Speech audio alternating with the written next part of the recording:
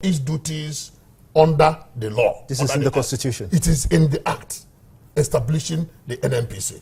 It has every power to do anything in its opinion that is calculated to facilitate carrying out of its functions.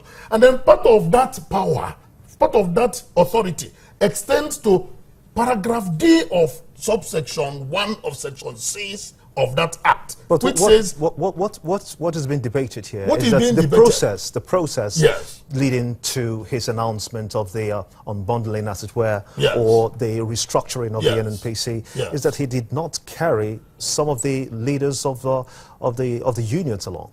How does that impact the situation now? When has labor law made it that an employer will have to carry along the employee in structuring the workplace to the extent that it will perform better?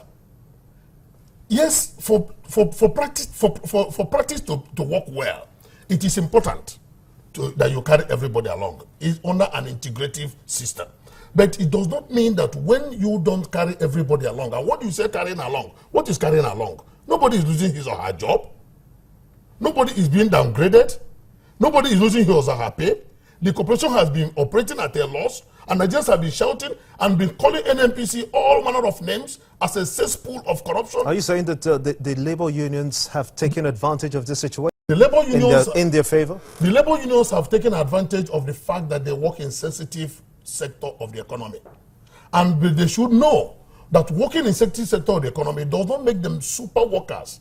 It is the same workforce. It is the same input that they have, that other people who work in Nigeria as a nation, who work as public officials and public servants, they put in towards the development of the nation. Even those in the private, organized private sector, and then the unofficial sector. Everybody works towards increasing the GDP and the GNP of the nation. Okay, so they are not alone, and they should not take particular opportunity to hold the nation to ransom. Let's focus on one very troubling issue also to do with the petroleum industry bill. Yes. Has the restructuring of the NNPC put the cart ahead of the horse when it comes to the petroleum industry bill? Should that have come first? Yeah, but to recall that the petroleum industry bill has been on the floor of National Assembly for God knows when. That bill was introduced first in the first tenure of 1999 to 2003. And that bill has not seen the light of the day ever since. So this is the 7th or this is 8th assembly. It has been there since 1999-2000.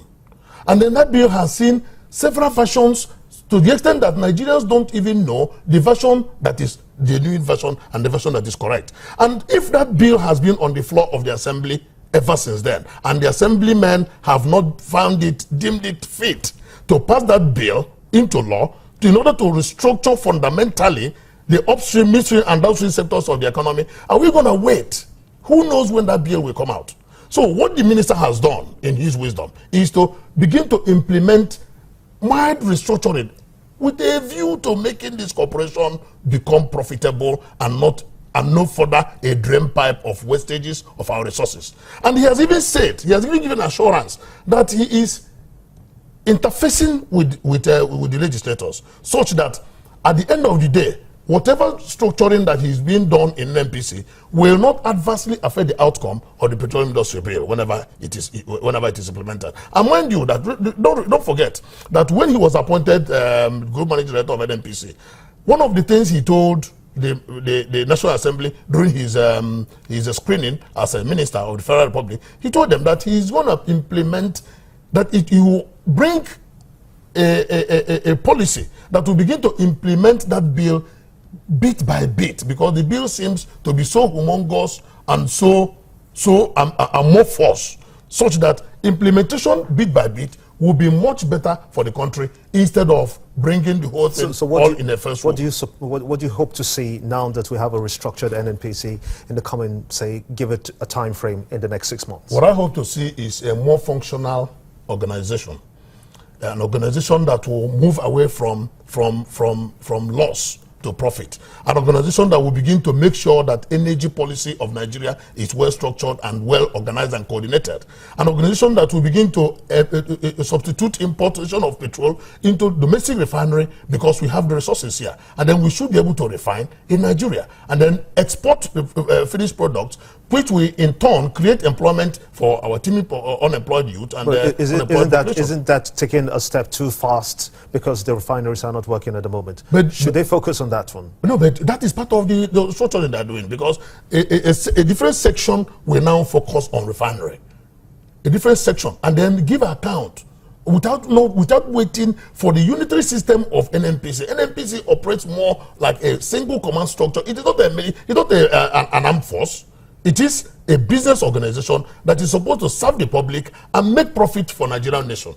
So it should operate independently in units and not with that command structure that it operates as presently constituted. And it is very important to stress that what the minister has done does not offend the provisions of the law in any way.